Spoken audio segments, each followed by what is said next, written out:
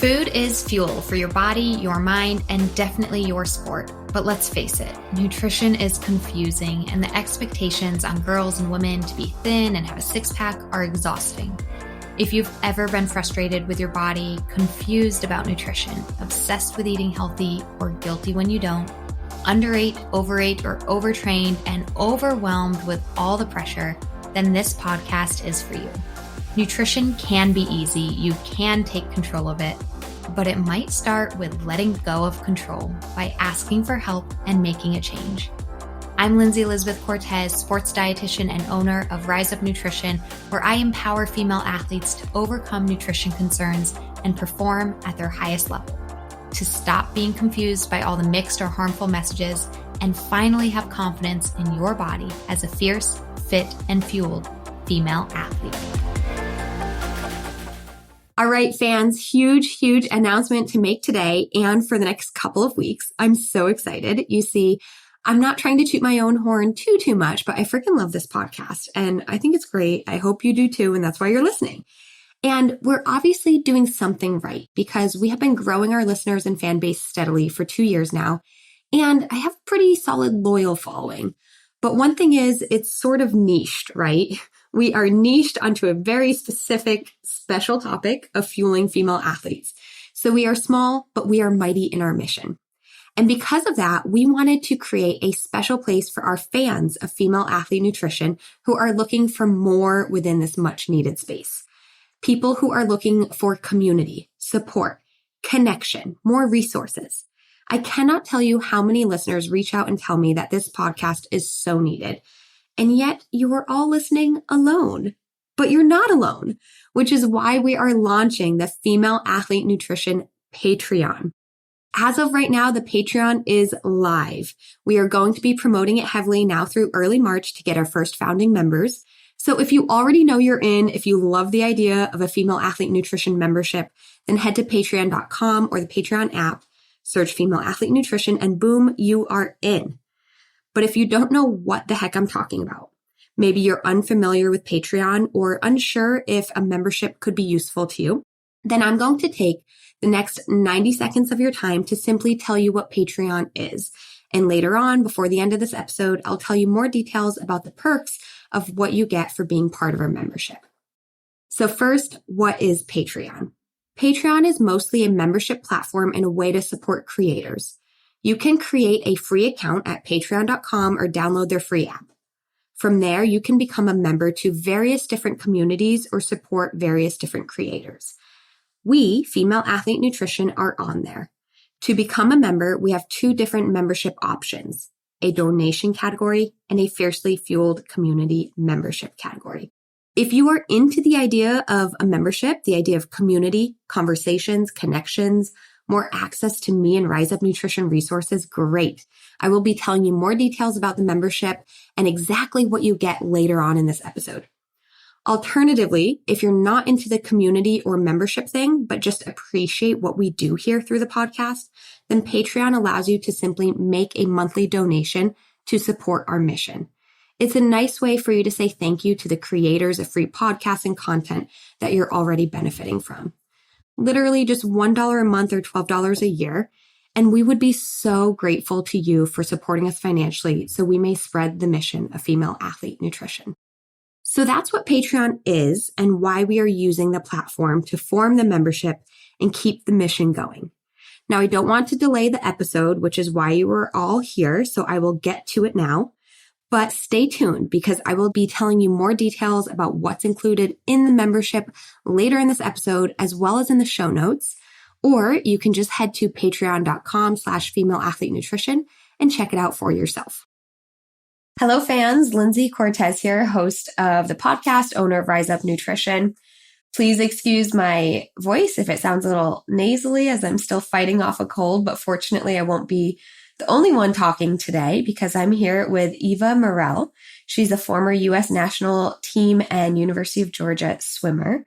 Eva was named to the U.S. swimming national and junior national teams at the young age of just 16 years old. After being recruited as the #1 swimmer and committing to the University of Georgia, Eva found herself battling anorexia.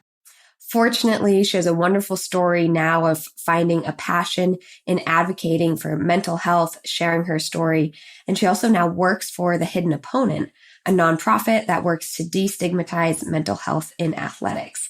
If you've been listening to my podcast, then you know that we've kind of been fans of The Hidden Opponent, and we've interviewed a few people with them. We had an episode with campus captain Arla Davis recently, and with the chief operating officer Leanne Pissarro. So we love their mission, and that's honestly just one of the ways that we connected with Eva. So Eva, thank you so much for being willing to chat with me and share more of your story to more people. Of course. Thank you so much for having me. I'm really honored. I'm always honored and excited to be able to speak on these issues and share just touches of my journey. Yeah, absolutely. So we'll dive right into it and kind of, backtracking to your past of really reaching a very high level of athletics, being, the number one college recruit. You went to the Olympic trials. What age were you when you were at the Olympic trials? I was 16. 16. Yeah. So very young. And you placed really high, like 5th, 6th. Yeah. I didn't make it into that main championship final, but I was right on the cusp, which was incredible. Yeah. It was so interesting. One of my least favorite events ended up being the event I placed highest in. So it was just such a great learning moment, and I just soaked it all in like a little sponge at 16. Yeah. That is a great learning moment. And even something, whether it be athletics or just in life, to we can step outside our comfort zone as, and might really be capable of something amazing. Yes. I never thought I would be capable of being a good 200 backstroker, but something clicked when I was 16 and it worked out in my favor. Yeah. Amazing. So when did you start swimming? Super young? Yes, in a sense. I learned how to swim very young. My parents wanted me to be water safe and know how to kind of support myself in the water and not rely on any tools or them. And then we had a summer league team at the club we belonged to, and that was a perfect way for them to keep us busy during the summer. And I stuck to it. And I went from summer league to then competition swim when I was 10/11. And I kept with club competition swim since then. Yeah. Amazing. So you starting at a young age, having lots of great successes and a passion for it, I would imagine. Is that fair to say? Yes, for sure. I loved it. Yeah. And of course, as we already shared kind of in the beginning of this episode, you did battle with anorexia. That is really part of your story. It greatly affected your athletics career.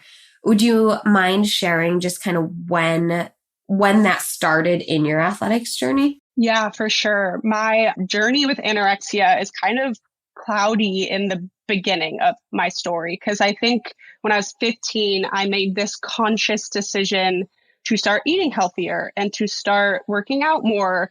And it was very innocently based in I wanted to be a good athlete. I wanted to be fueling myself right.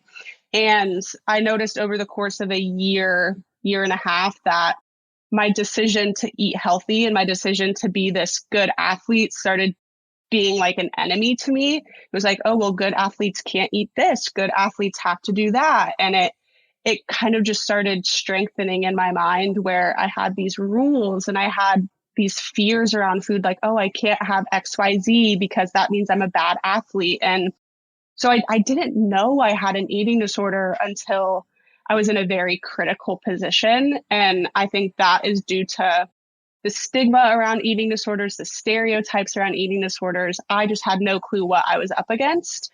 So I kind of, looking back in retrospection, can know I had an eating disorder at 15, 16, but I didn't know I had one until I was 17. Yeah, absolutely. I think, first of all, thank you for sharing that. And it is a story that we hear so often, and even I resonate with. Like, my story is very different than yours, but I now, as an adult and far past this, I look back and I say, oh yeah, disordered eating behaviors around food and body started around 15. But at that time, I truly thought it was healthy, and the people around me did too. Yeah. So it is so cloudy, as you said. And I think this is why bringing awareness, talking about it more, just kind of will help people, raise the red flag or raise the caution sign if you start going down this path, Yeah. I want to support people wanting to make healthy decisions, but we have to be so cautious with how we define healthy. Mm-hmm. And one thing that what it made me think of when you said other people think it's good, and if you lose weight, other people might praise you or say you're doing such a good job making these healthy life decisions. I, at 15, was losing weight, and I had adults, I had parents. A lot of my praise was coming from parents and coaches and people that I looked up to as authority figures. So then it only reaffirmed my belief that weight loss was good and eating extremely healthy was good.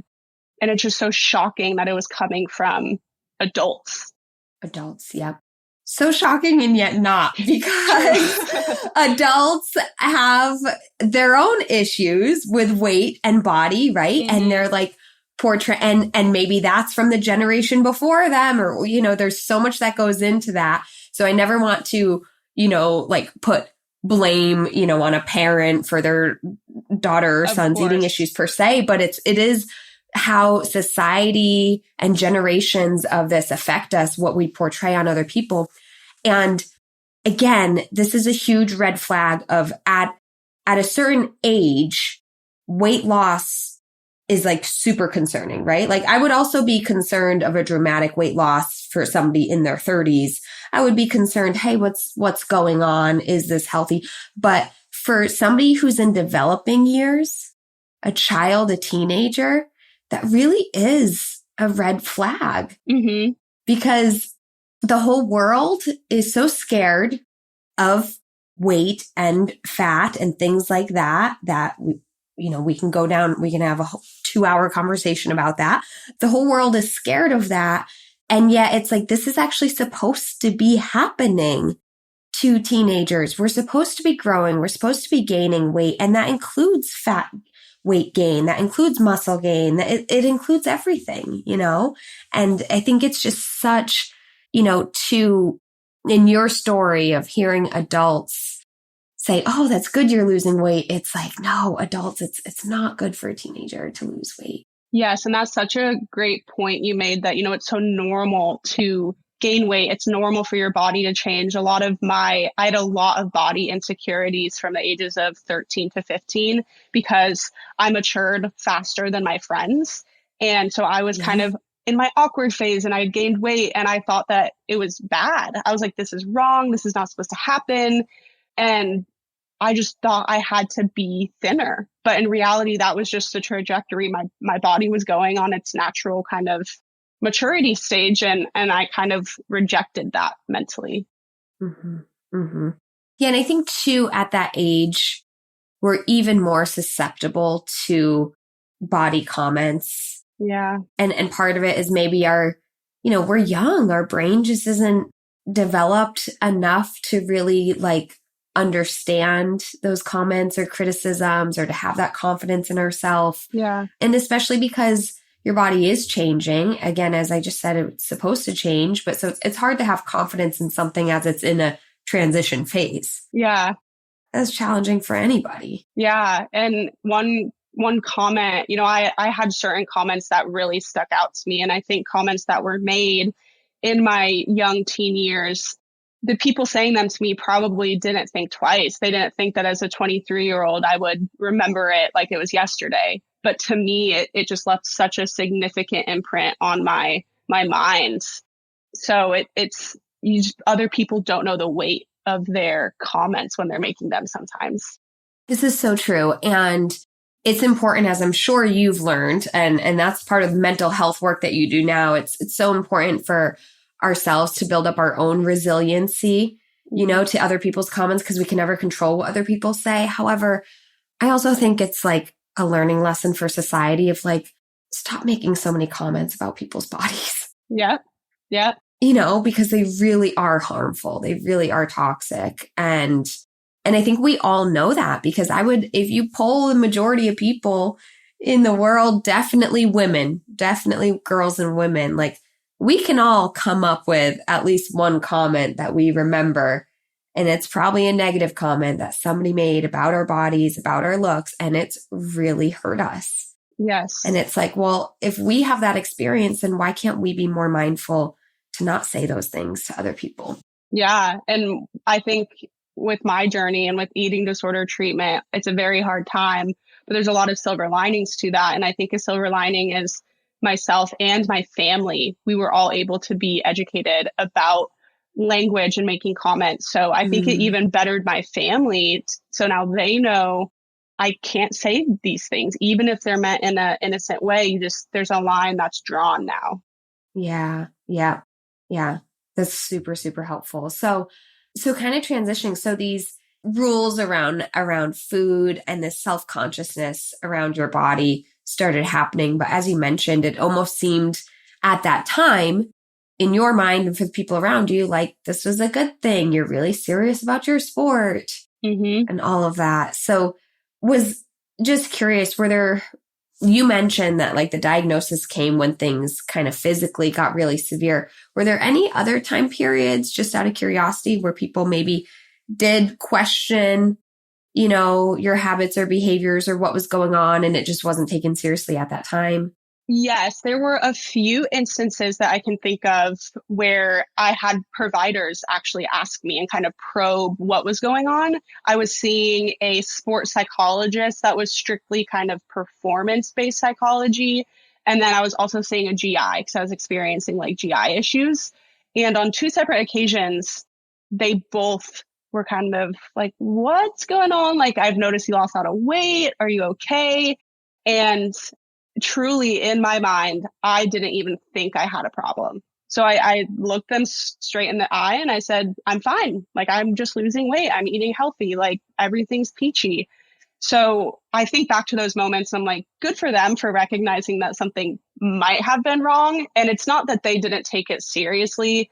I think I was so confident that I didn't have something wrong with me that they kind of disregarded it and moved forward.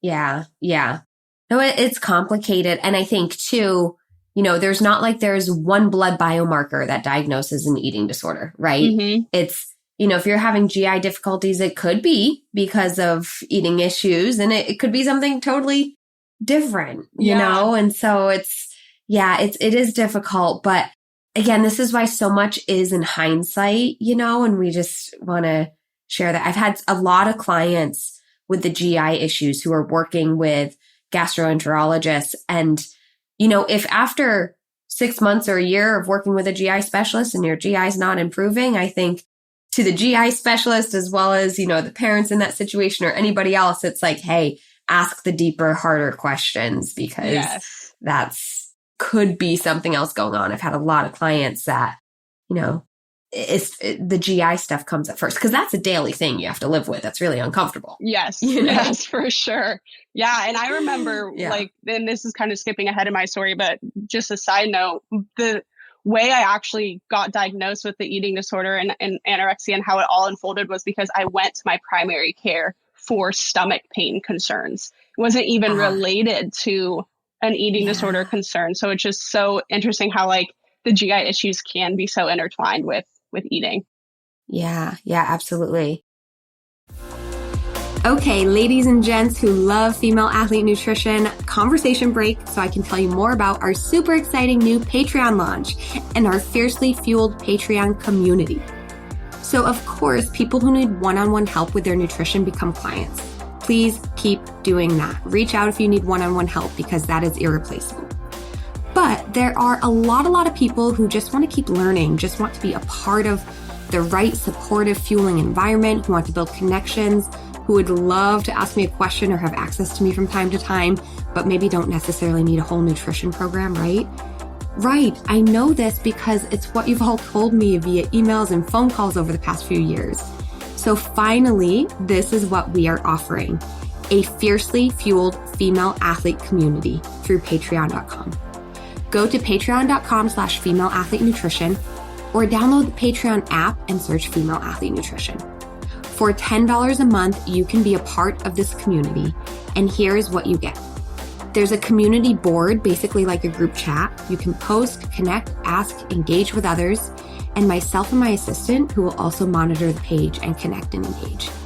Once a month, I'll drop a tried and true recipe curated specifically for female athletes, something fueling and nourishing. And once a month, I'll have an exclusive Q&A podcast episode answering your questions. So within the community chat, we'll prompt you to submit questions, and I will personally answer them. So you do have access to me and my knowledge or expertise on your personal concerns. By the way, this Q&A episode is exclusive to the membership. It will not be on the free podcast on Spotify or Apple, etc. It will only be for Patreon members. So if you want access to me in this bonus episode, become a member. Further, Patreon members will receive 15% off our Female Athlete Nutrition online course and any downloadable products in our online shop, which is always growing. Things including the Redis Recovery Guide, High Iron Fueling Guide, mini course, and soon to come Coach's Toolkit and more. Patreon members will have access to other discounts through our affiliate partners, and last, of course, merch and swag. So you get all of this, so much to connect, learn, engage, bonus episodes, recipes, discounts, all for just $10 a month. Yes, I have a free Instagram. Yes, I have a free Facebook group with free content. But I think we all know what happens with free social media sites. They get bogged down, trolled upon, it gets messy. And you don't get personalization. So with this paid membership, it's really a small but mighty community of people who are invested in the fierce, fit, and fueled mission. And again, that closer access to me and what Rise Up Nutrition is offering. So here's another angle I want to pose to you. Not only is this fiercely fueled community for you, but I also want to say that this is for the greater good of all female athletes. Again, I cannot tell you how many people say this free podcast has truly changed their life or been a source of much needed information. It warms my heart and literally brings me to tears on multiple occasions. And yet, there are so many athletes who still need help. So many young girls, so many struggling adults. It's not good enough. I'm not done yet. It is my mission to stop disordered eating and help female athletes of the present and future truly fuel their bodies and minds for optimal performance. So by being a member, you truly help keep this mission going so that thousands, maybe someday hundreds of thousands of female athletes can have access to this information and resources, and that this information grows, that it's not just me, it's you and our members spreading the mission as well. So this membership is for you, all the perks you get, but it's also for your teammate, your sister, your daughter, the future generation. Your membership and or donation makes a difference. So thank you. Patreon.com/female athlete nutrition. Links in the show notes. So let's talk about some of those more physical signs and symptoms that you were experiencing that did lead to your diagnosis. And actually, one more thing before that. Yeah. How, just curious, and we can be honest about it, like up until a diagnosis, how was your swimming still going really well, your performances? That's a great question. I think of it as like a peak, kind of like a mountain. When I was engaging in my eating disorder behaviors and losing weight and eating healthy, ironically, you could say I was swimming really well. Like I was training super hard, swimming super well. And I don't know if it was because of eating or just because I was working really hard in the water. But then I reached this point where the eating disorder overtook anything that I was doing positively in my life. And then my swimming just plummeted down. Like it came to a point where I wasn't nourishing my body. I was overtraining. My mental health was just absolutely going out of control. So I think it worked up until a point and then it didn't work anymore. Yeah, totally. And that's why I said we can be honest about this, because I think it's really important for people to hear that.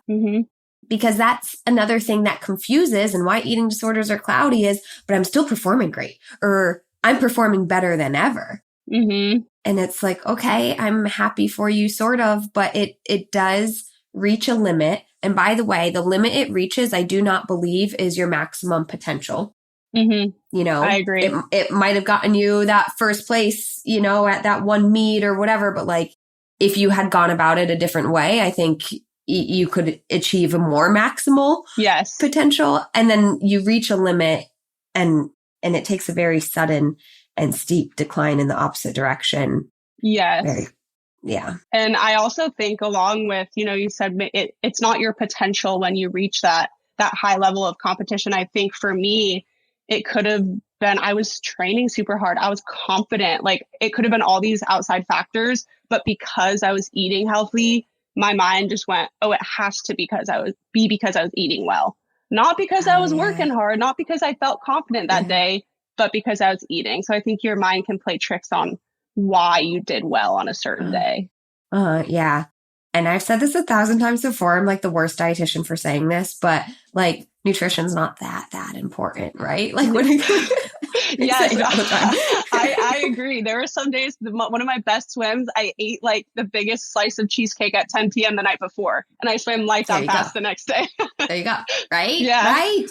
So it's like nutrition's important. Yes. But as far as like what is affecting your performance, there's 100 things. I don't know how many things there are, but there's a lot of things affecting your performance, whether it be in daily training or at the actual like competition, the meet or competition that you're looking to really achieve peak performance. Like nutrition's just one piece of the puzzle. Yes.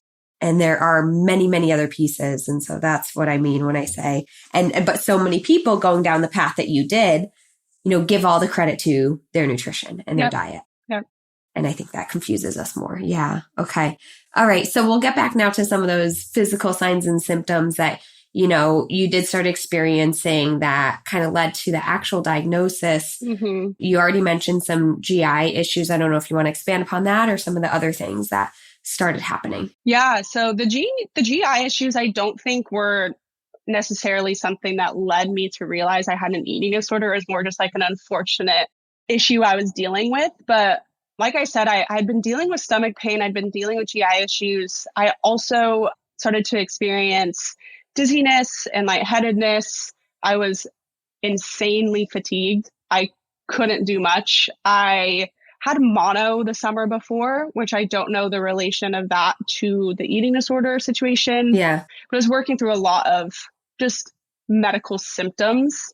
And I went to my primary care and she did like hydration tests. She did my blood pressure, my pulse, and she kind of sat me down. She was very clever with how she did this because she knew me and I was stubborn. And she didn't come right out and go, I think you have an eating disorder. I'm going to send you to the hospital. She said, your heart rate's really low. You're very dehydrated. I want to send you to this unit that's going to keep you overnight and just monitor you and see how you do. Yeah. So in my mind, I was just like, I don't even know what I was getting myself into. I was just like, oh, she wants me to go get monitored overnight. That's totally fine. But the biggest... That was probably a really great approach by her. Yeah. Yes. It would have been very scary to just be confronted in that moment with you have a disorder. And oh, yeah. And I went down to Rady's Children's Hospital in San Diego. They have a medical behavioral unit for eating disorders. And again, even by the time I got there, I did not put two and two together about where I was. Yeah. So I woke up the next morning and the doctor came in with this whole team and they basically explained to me I was very medically compromised. My heart rate was very low. I'm blanking on the word, electrolytes. My electrolytes were all imbalanced. Yeah.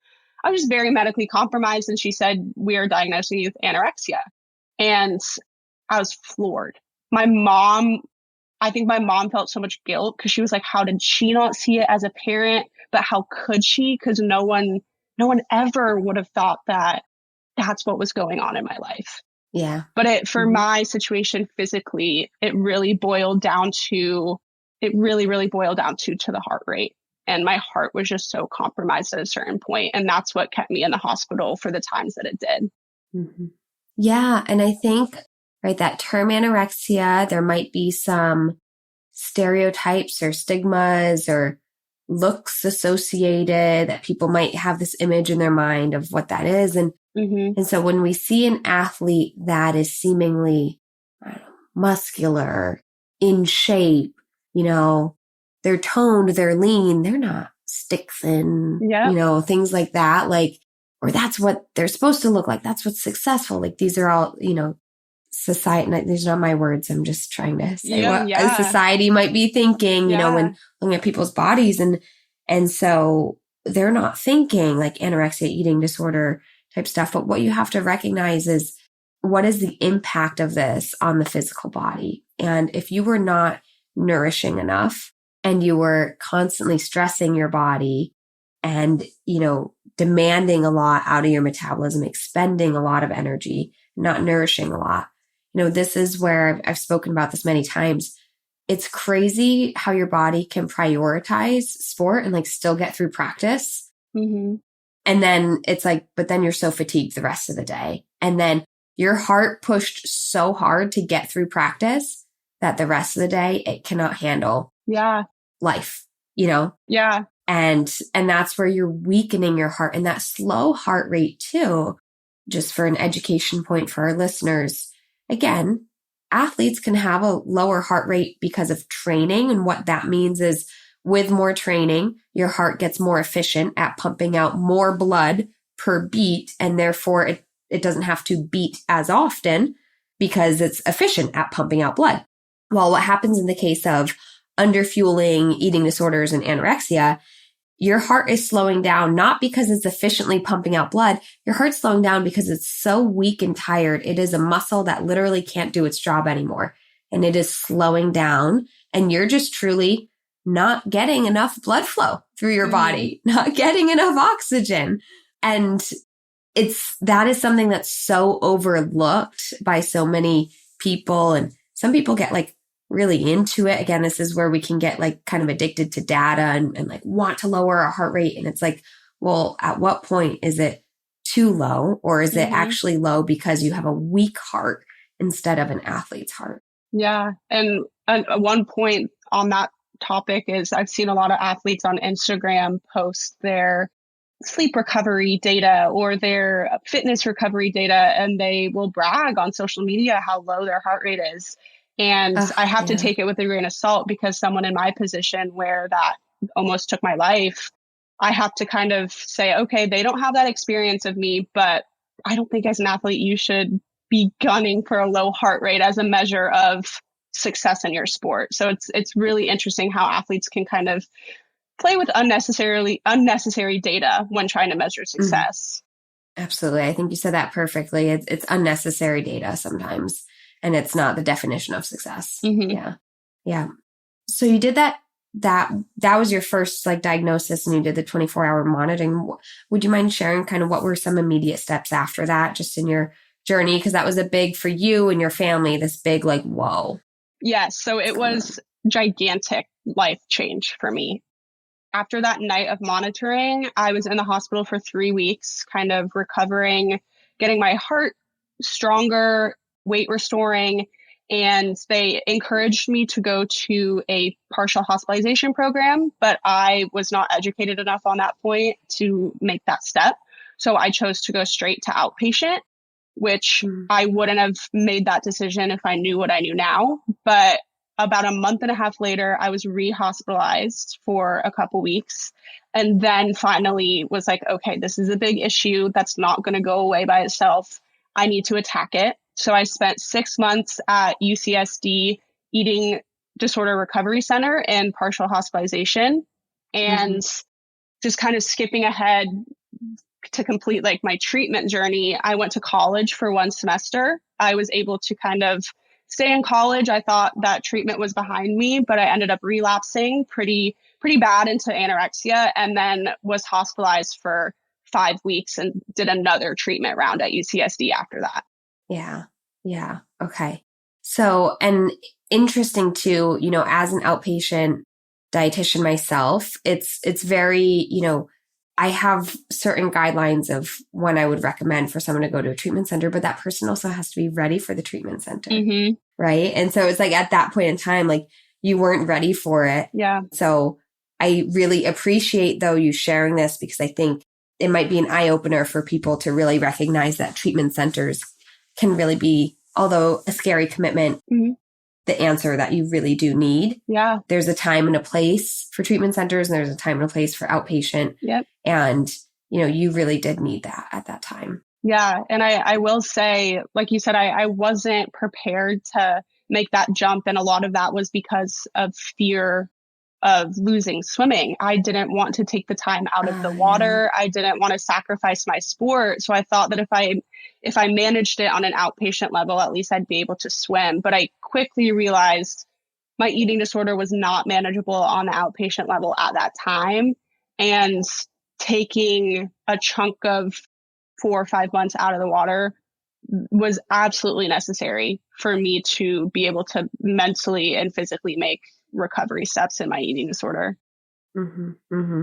And I think, we'll continue with your journey with athletics, but for other athletes too, to kind of think about that of, we want to stay in our sport. So maybe we want to do the outpatient thing to stay in our sport, but maybe it is, what if it could just be 6 months of a treatment center, which is what allows you to stay in your sport longer in the end. Yep. And I can't say it's only going to be that. I can't ever make promises on timelines. But again, kind of going back to something you said earlier in the conversation about, athletes make sacrifices and things like that. It's like, sometimes we do. And can you make the sacrifice in the direction that is actually helpful to your athletics or to your goals? Mm-hmm. Maybe sacrificing the sugar actually wasn't helpful, but maybe sacrificing stepping away for a season to get appropriate treatment is helpful. Yeah. And I love the point that you said, maybe if you take that time off, it'll help you in the long run. I think I reflect on that in my own experience.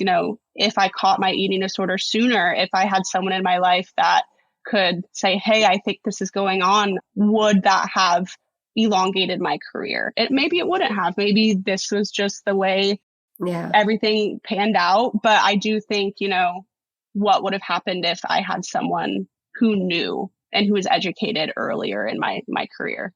Yeah. We'll never know. So we can't go down that road. It's just, it is what it is, but it is something to contemplate to help educate the next generation. Of course. For sure. Yeah. And gosh, Eva, I'm just thinking how, you're talking about it now just in hindsight and very willing to share your story, but that must have been knowing, you were prepared to go to UGA and then going into your freshman year, which already has so many challenges. Yeah. That must have been just an incredibly difficult time in your life. And the pressure you must have had, whether from external, but certainly from yourself of getting back to sport must have just been overwhelming. It was. My first semester freshman year of college was very difficult, more difficult than I think I allowed myself to realize in the moment back then. But I was just coming off of a 6-month treatment stay where I wasn't in the water. And then I had to thrust myself into a highly competitive athletic environment, 3,000 miles away from my family. I was very secretive about my eating disorder. That's the best way to put it. I didn't want anyone to know. I didn't want it to be a topic of conversation in any way, shape, or form. So it was a very difficult thing to manage. Classes, training. I was doing 5 or 6 appointments a week just for my eating disorder. And I did not feel like I was able to share it with my teammates. So then I felt very ostracized from them. Like I was over here and they were way over there. And they didn't realize what was going on. And that's on me. I mean, I didn't feel like I was ready to share that publicly, but I think that secrecy led to my relapse because I just kind of hold myself up and kind of things went off the rails pretty quick. Yeah. Yeah. And I can understand why you wanted to keep it a secret because you were new on the team. These weren't friends that you had for a few years and had great relationships with. And, and there's pressure to, have a good first impression, and things like that. And so it's totally understandable why that happened. Also totally understandable why that made things harder. Yeah. Because you didn't create a support system where you just felt alone, and that makes it harder. Yeah. And I will say it was only 4 years ago that I was a freshman, but the conversation around mental health was still way different then than it is now. So behind the scenes, I saw how some athletes would choose to speak about their friends who had an ankle injury or who had a shoulder injury, and they thought maybe they were faking it. And that kind of made me sit back and think, oh my gosh, like I don't look like I have an eating disorder. So what are they going to think about me if I tell them that I do? Are they just going to think I'm faking it? I felt very cornered because I didn't want to be judged for my diagnosis, essentially. Oh my goodness. Yeah. Wow. Yeah. That's such a good point. And like, something I was just thinking about as you were saying that is I really hope people who don't struggle with eating disorders hear this conversation so that they can have that insight, to not question or judge somebody else if they do come to you saying they're struggling with nutrition. Like eating disorders don't have a look. Mm-hmm. Eating disorders are a mental health concern too. And it's just like, yeah, those, again, going back to those comments. Yeah. I hope that people who have a low understanding of eating disorders heard what you just said there. Yeah. I think that's really important. Yeah. Hey fans, I hope you are enjoying this conversation so far, and we'll be back to it in just a moment.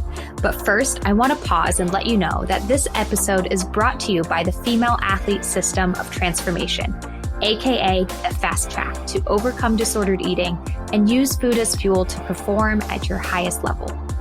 The Female Athlete System of Transformation is my unique program and proven systems to guide female athletes to understanding and implementing the proper nutrition for their sport, life, and health. Myself and my team of registered sports dietitians work one-on-one with clients to address their unique needs and counsel them through the nutritional and behavioral changes needed. Many female athletes who resonate with disordered eating, mental guilt around food and body, relative energy deficiency in sport or female athlete triad, amenorrhea, repeat injuries due to negligent nutrition, or frankly, just a lack of knowledge and understanding on their fueling needs, have seen incredible success in the Fast Track.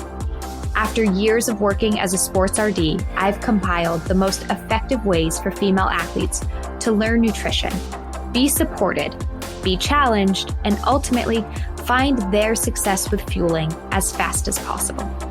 So don't wait another day. Get to your goals faster by joining the Female Athlete System of Transformation. Look in the show notes or head to the website to book a free call and learn more. Okay, now let's get you back to the conversation.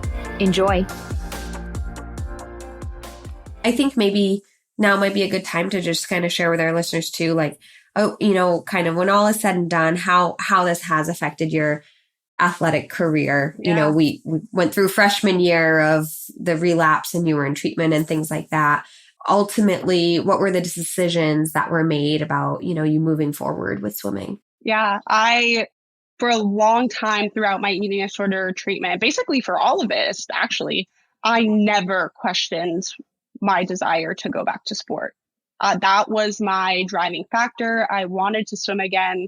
That was something that I was so motivated to do.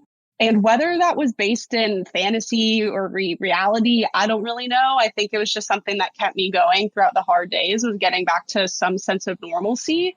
So I left treatment the summer after my freshman year, and I was gearing up to compete again. And I was keeping my eating disorder stable, manageable. Still wasn't the best time of my life, but I was making it work, which was something that hadn't happened for me in a long time. Yeah. So had hope. Yeah, I had hope. I was going to swim. I kind of was being penciled in on the roster for the first meet against Alabama my sophomore year. And then 2 weeks before the meet, I tore my ACL and had a physical injury. And that, ironically, the physical injury was the straw that broke the camel's back. I thought for so long that my eating disorder was going to take me out and be the thing that made me step back from swimming. And at the end of the day, it essentially was. But when I got that physical injury, mentally, I couldn't come back from it. It was too much to go through 2 years of intense eating disorder treatment and then have to try to battle a physical injury. And I've never been injured before. So it was too much. And that's when I started talking about and thinking about medical retirement. Yeah. Yeah. And ACL that's a big injury. It's a big recovery. It's like a 9-month recovery process. Sometimes could be, Yeah. Oh my goodness. Yeah. So that was a lot. Yeah. It was. How was the, going through the process of like medical retirement and just, the support that you received at your university? Because again, that's a lot of pressure too of I've been recruited for this, like how that's really hard to go through that. Yes, it was something that I was very opposed to actually at the beginning. They had brought up medical retirement and I was like, no, please don't say that word. I'll be fine. Yeah. But then I got to the point where on my own, I realized, I haven't competed in a long time. I haven't swam in a long time. This ACL is going to keep me out for a long time after this. And I needed to start protecting my mental health, which is a step that I had never taken in the past. I needed to desperately start prioritizing my mental health first. So it was scary. It was definitely uncharted territory in my life. But my coach Jack Bowerly, was unbelievably supportive. He had no oppositions. He didn't question me. He let me come to it on my own time. And then I had the medical staff around me to explain what a medical DQ meant and explain my options and explain how that alters my path at the university, which just side note, it didn't alter. I still had so much support after my medical DQ, which is important to note. But another thing I do want to say about it is I made the decision to retire independently. I actually didn't tell my parents. I didn't tell anyone major in my life because it was really important that I felt the decision to retire came from me, not because of someone else. And I didn't really want anyone else's influence. I really needed to make sure that it was the best decision for me that I felt I could live with and move forward with. Yeah. Yeah. When I think what's so important that you shared too is you had to make a decision for your mental health. And, you had been fighting so long. Yes, mental health was part of what you were doing throughout that too, but it was, fighting the eating disorder, recovering the heart rate, restoring weight, and then injury, thinking about healing ACL, like there's all these things. And it's at what point, as I've said so many times in this conversation, that must have been so hard. Oh my goodness, that must have been so hard. And it's like, at what point do we recognize that the hardest part is the treatment of your mental health now? Yeah. It was time in my life that I needed to put everything else aside and I needed to figure out how to live my life. Because one thing I definitely believe in is that my eating disorder was not going to stop until I died. Like death was the only end goal for my eating disorder. And unless I removed swimming and really addressed it, it was going to be a long, long battle. And I didn't want it to take any more years away from me than it already had taken. Yeah. Yeah. I would definitely say if anybody else has that thought process, it's like, no, there's another way. There's more that can be done because that certainly doesn't have to be the truth. So yeah. Yeah. I'm really glad to hear too that the university was super supportive in this. And I think it's just, it's really, and, Georgia's a big name school, so they have so many resources. So it's great to hear that they worked, in the ways that they should have helping you, because that transition, again, really difficult to make that decision and then go through the transition. I'd love to hear from you just speaking about it now. I think it's been 5 years or so since you actually competed. You're comfortable sharing your story. You've done so publicly many times. Yeah. You work for the hidden opponent, advocating for mental health. I'd love to hear your insight just in like life after sport. Yeah. And maybe, I don't know if you identify as an athlete or if that's part of your healing to let that identity go. I'd love to hear your perspective on things now. Yeah, for sure. I was actually reflecting on this just myself last week and how far I've come since sport. And I had to let myself initially go through a grieving stage where I had to mourn the loss of the goals I didn't accomplish and the loss of a sport that I loved so much. And that was really necessary for me to kind of allow myself to be sad and to be like, wow, this is not how I thought my life was going to play out. And then after a certain amount of time, I said, okay, Eva, we are 20 years old. Like I was 20 when I retired. And I was like, that is so young. I have so much life ahead of me. And if I can recover from this eating disorder and find a passion of mine, like everything's going to be fine. So I kind of shifted gears. I really dove into my coursework at college. I really found passion and found an identity in being a student, which I hadn't really had before, which was amazing. And one thing I think is really important for anyone listening who might be medically retiring is I had so much more time to spend with my family. I had so much more time to spend with friends that really fueled my social identity. I didn't feel like the person who always had to say no to plans or to say, oh, I can't, I have swim, I have practice. But I'm very proud of how far I've come. And a lot of that has to do with the hidden opponent. I found so much fulfillment and passion in mental health advocacy in my life after sport.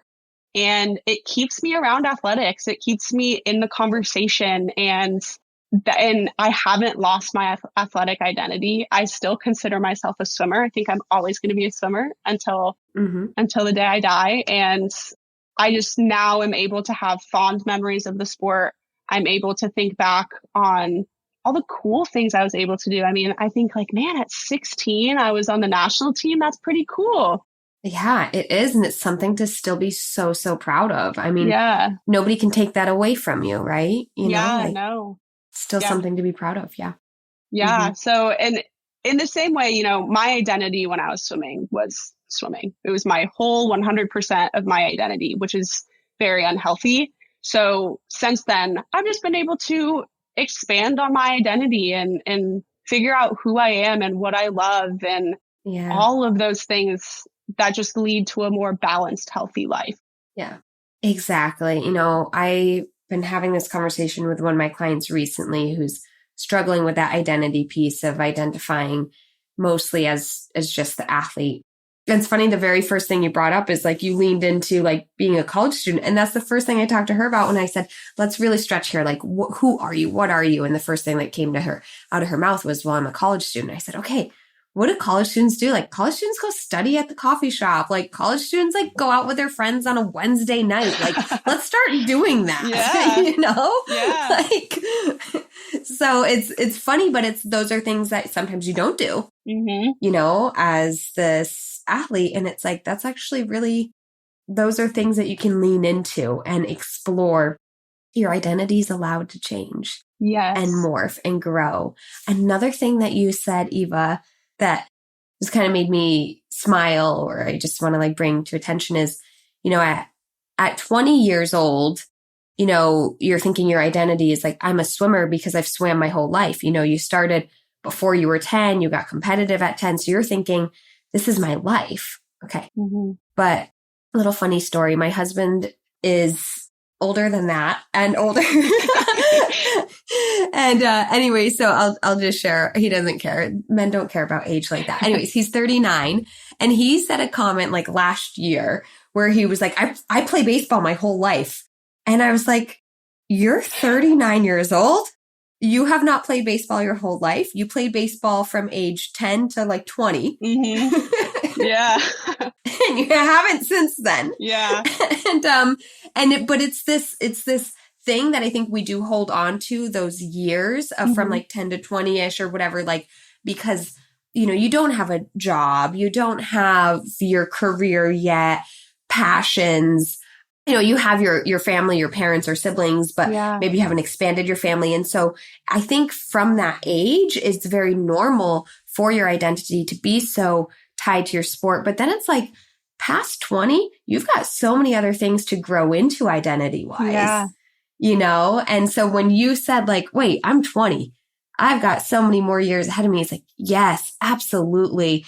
Your identity can only continue to grow and morph the more that you experience life moving forward, and there, by the time you're 39, like it's not, I've been a baseball player my whole life. I'm like, you have more years of not playing baseball than you had of playing baseball. Yeah.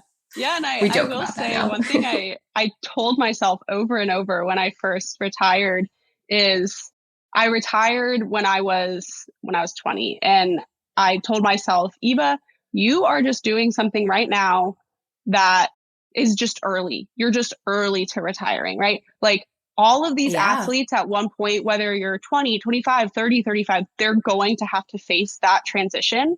And I said, I'm just doing it early. I'm getting a head start on my transition out of sport. And that gave me a lot of comfort because it's not that I was alone in my transition out of sport. It's just I was doing it at a different time than I thought. So I was like, okay, all of my friends in 2 or 3 years, they're also going to have to face that.